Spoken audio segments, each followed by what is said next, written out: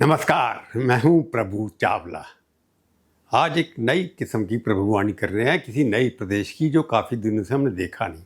उस प्रदेश का नाम है गुजरात, जहां से प्रधानमंत्री नरेंद्र मोदी आते हैं, जो 26 साल से लगातार सत्ता में हैं बिना किसी ब्रेक के।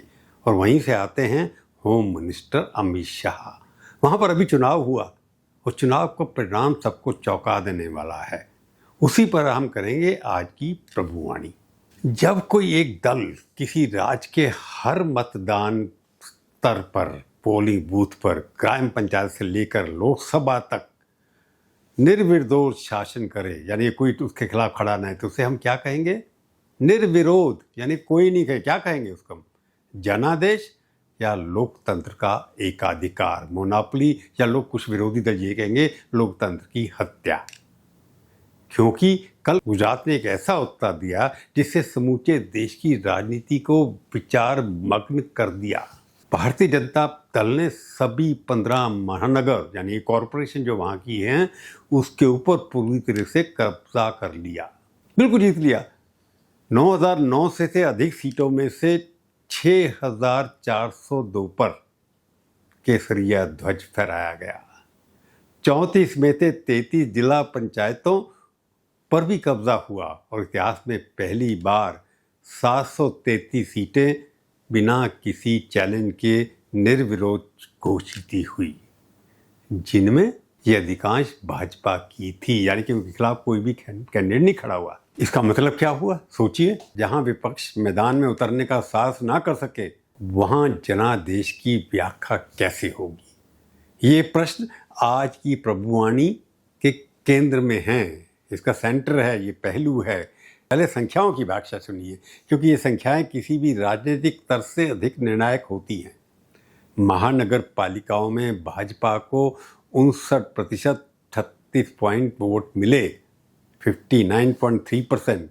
कांग्रेस को 26.46 यानी कि 26.46% मिले। और समूचे स्थानीय निकायों में भाजपा का औसत, बीजेपी का औसत मतदान प्रतिशत रहा 52.81%। ये संख्याएं बताती हैं कि गुजरात में भाजपा की जड़ें नगर से लेकर ग्राम तक समान रूप से गहरी हैं। परंतु यहाँ पर एक विचित्र विरोधाभास भी है, कॉन्ट्रडिक्शन है, जो इस चुनाव की सबसे महत्वपूर्ण कहानी है। कांग्रेस को हर 3 मतदाताओं में से एक तो मत जरूर मिला, 30 से 33% के बीच। फिर भी 9,900 सीटों में से उससे मिली केवल 1,740 सीटें, अर्थात वोट तो मिले लेकिन रिप्रेजेंटेशन नहीं मिला, प्रतिनिधित्व नहीं मिला। ये भारतीय निर्वाचन प्रणाली की विडंबना है कि जहाँ पर बिखरे हों तो सीटें नहीं मिलती, बढ़ते हैं तो कटते हैं। कांग्रेस की आवाज़ मतपेटी में है परंतु सदन में नहीं है, कॉरपोरेशन में नहीं है। अब आम आदमी के दल की बात करें जो बड़ा शोर मचा रहे थे, जिस तरह से सूरत महानगर पालिका में 2021 में से 27 सीटें जीती थी, वो अरविंद केजरीवाल के ढोल नगाड़े के साथ उसे गुजरात में परिवर्तन का प्रभात बता रही थी उस वक्त जब रिजल्ट आए थे। कल उसी सूरत में वह दल 4 सीटों पर निपट गया। राजकोट में 0, वडोदरा में 0, नगर पालिकाओं में मात्र 4% 89 यानी 4.8% वोट मिले। आम आदमी दल गुजरात में एक राजनीतिक प्रयोग था और अब क्या लगता है, ये प्रयोग क्या विफल हो गया? परिणाम तो यही बताते हैं। एक तरफा परिणाम हुआ, वहाँ पर सोच दिया थे अरविंद केजरीवाल गए, बड़ा जुलूस निकाला, परंतु वहाँ पर लगता था कि आप कुछ करके दिखाएगी, आप एक कांग्रेस के विकल्प के रूप में वहाँ पर उठ रही थी, ऐसा लोगों को लगता था। अब इसको समझने के लिए क्या हुआ, एक तरफा रिजल्ट क्यों आया, इसको समझने के लिए एक दशक पीछे जाना होगा। 2024 के लोकसभा चुनाव में गुजरात की 26 संसदीय सीटों में से, यानी कि 26 सीटें वहाँ पर हैं पार्लियामेंट में, सीटों में से भाजपा ने 25 सीटें जीती, यानी कि 96%। एकमात्र जो रह गई वो भी भाजपा के विद्रोही प्रत्याशी के पक्ष में चली गई। किसी अन्य दल की कोई शक्ति दिखाई पार्लियामेंट्री इलेक्शन में नहीं दिखाई दी। 2022 के विधानसभा चुनाव में भाजपा ने 183 में से 156 सीटें जीती, 85.7%, कांग्रेस को मात्र मिली 17 सीटें, इतनी कम कि वह आधिकारिक रूप में विपक्ष का दर्जा भी नहीं पाई, लीडर ऑपोजिशन भी बन सकी। अब हम 2026 की बात करते हैं। लोक निर्णायक इलेक्शन पर भी बड़ी कहानी है। पंचायत से संसद तक गुजरात का भगवाकरण अब संपूर्ण है। इस विजय का बाद प्रधानमंत्री मोदी ने जो कहा वह सुनने लायक है, उसका सुनना चाहिए। उन्होंने लिखा अपने पोस्ट के ऊपर, उनका कहना है, गुजरात की जनता ने जन केंद्रित और विकासोन्मुखी विकास कार्यों को मनदाता देते हुए पूर्ण सुशासन की राजनीति में अपना विश्वास व्यक्त किया है। यह केवल एक विजयी नेता का वक्तव्य नहीं है, भाषण नहीं है, यह इस लॉन्ग टर्म राजनीति का बंधन की अभिव्यक्ति है जो मोदी और गुजरात के बीच में 25 सालों से गढ़ा गया है।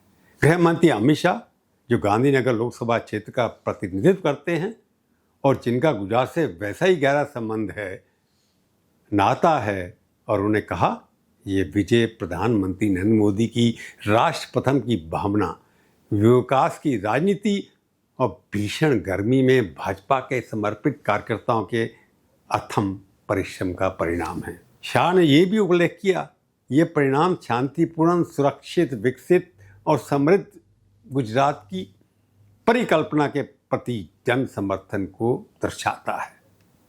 परंतु विजय उत्सव में एक नाम और उभरा है जो किसी को कम दिखाया है। वो नाम ध्यान देने योग्य है। हर्ष संघवी, सबसे youngest deputy chief minister, Gujarat के उप मुख्यमंत्री हैं, जो इस समूचे चुनाव अभियान में भाजपा के मुख्य स्ट्रैटेजिक थे, रणनीतिकार थे और मुख्य प्रचार के रूप में सामने आए। विजय उत्सव ने संघवी ने जो कहा वह संक्षेप में गुजरात की राजनीति का सार है। आज गुजरात के कोने कोने से भाजपा ने विजय प्राप्त की है। गुजरात के हर कोने से केसरिया लहराया है। संघवी ने ये भी कहा यह विजय केवल भाजपा के कार्यकर्ताओं की नहीं है, पर गुजरात के समस्त नागरिकों की विजय है। और ऐसा वाक्य जो उनकी ऑर्गेनाइजेशनल सोच को सजाता है। क्या कहा उन्होंने? चाहे गर्मी कितनी भी प्रचंड हो, कार्यकर्ता जमीन पर डटे रहे। तो प्रश्न ये उठता है, क्या हर्ष संघवी गुजरात की राजनीति में उस स्थान को बनने की दिशा की अग्रसर हैं जो कभी नरेंद्र मोदी, अमित शाह का था या बाकी जो मुख्यमंत्री थे उनका था। जब प्रधानमंत्री दिल्ली में शासन कर रहे हों और गृह मंत्री राष्ट्रीय सुरक्षा में व्यस्त हों, तो गुजरात को स्थानीय नेतृत्व चाहिए। और ये चुनाव बताता है कि संघवी उस शून्य को भरने की क्षमता रखते हैं। परंतु अब उस पर प्रश्न आना आवश्यक है, जो इस विजय को बहुत ही अनकम्फर्टेबल बना देता है। इन चुनावों से ठीक पूर्व विशेष गहन मतदाता सूची पुनरीक्षण, जैसे शायद कहते हैं, उसके अंतर्गत गुजरात में 68 लाख लोग मतदाताओं के नाम हटाए गए, जो किसी भी राज्य में सर्वाधिक लगभग थे। और 733 जो सीटें बिना किसी विरोध के संगोची हुई, पहली बार गुजरात के चुनावी इतिहास में हुआ। जब विपक्ष विकास में उतरने में असमर्थ हो, उसके बाद प्रत्याशी ना हो, उसे जनादेश का कहना उचित है या निरुत्साह है?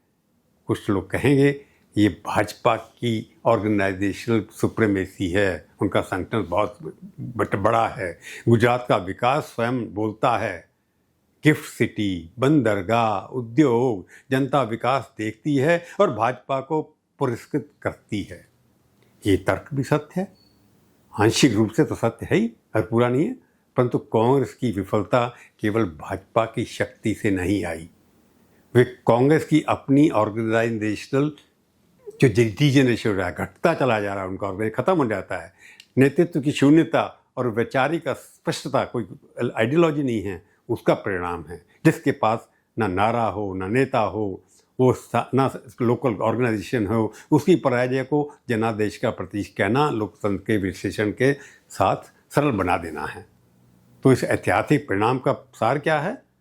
भाजपा ने सिद्ध कर दिया है कि गुजरात उसका गढ़ नहीं, भाजपा ने सिद्ध कर दिया है गुजरात उसका गढ़ नहीं, गुजरात उनका उस पर है। पंचायत भी उसके पर है, महापालिका भी उनकी है, विधानसभा भी उनकी है, संसद भी उनकी है। कांग्रेस जीवित है मतों में, परंतु जीवित होना और राजनीतिक रूप से प्रासंगिक होना दो भिन्न बातें हैं।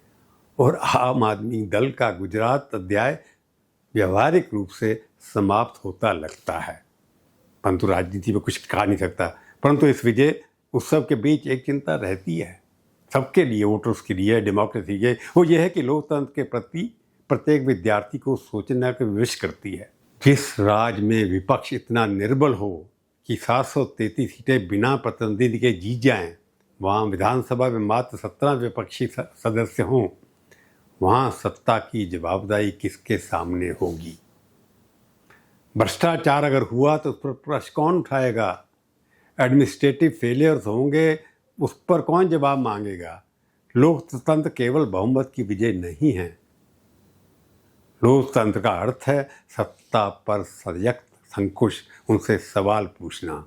और जिस राज्य में वो अंकुश शिथिल पड़ता जा रहा है, जहाँ शासन चाहे कितना भी सशक्त दिखे, अच्छा दिखे, जनता की आवाज़ धीमी पड़ जाती है। गुजरात आज पंचायत से संसद तक टोटल भगवा में है। भगवा रंग गुजरात की पहचान बन गई है, परंतु ये रंग तब और अधिक चमकता है जब उसके सामने प्रश्न पूछने वाले हों, सवाल उठाने वाले हों। और आज गुजरात में ये तथ्य पूछने वाले कहाँ हैं, ये सबसे बड़ा प्रश्न है। आज की प्रभुवाणी में केवल इतना ही। फिर मिलेंगे, किसी और विषय पर बात करेंगे। धन्यवाद। मेरी प्रार्थना है, रिक्वेस्ट है, मेरा वीडियो देखिए, उसको शेयर करिए, सब्सक्राइब करिए, टिप्पणियाँ लिखिए, अच्छी हो या बुरी, मीठी हो या कड़वी, मैं पढ़ूंगा, परंतु गुस्सा नहीं खाऊंगा। धन्यवाद। जय हिंद।